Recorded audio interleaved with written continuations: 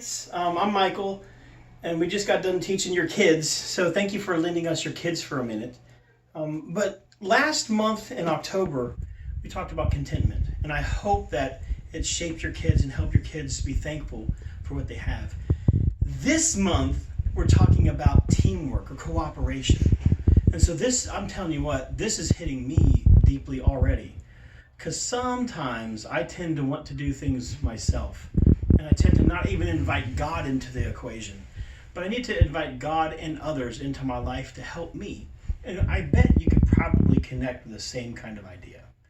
But we specifically talked to your kids about Israel. Now, the good thing is that our message went straight from last week to this week.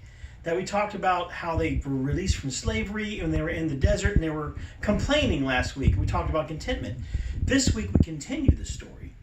And we talk about how Moses was on Mount Sinai and how God gave Moses all these commands. Specifically, we talked about the commands to make a tabernacle. Now, the tabernacle, there was a lot that went into it, of course. So we talked to your kids about how Moses couldn't do it by himself. He needed to work with others. And there were a couple people that helped Moses specifically on the arts and crafts type of stuff.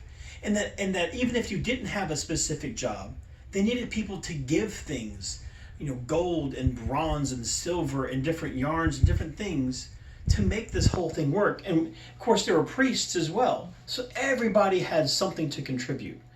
And so the application for both the kids and you parents is to kind of ask yourself, when it comes to the kingdom of God, what do I have to contribute and who can I work with? How can I cooperate with others to contribute to God's mission? And really what that boils down to is how can we help other people? So that's the challenge, guys. How can you and how can your kids work together to help people? So that's all I have. Thank you for lending us your kids, and God bless.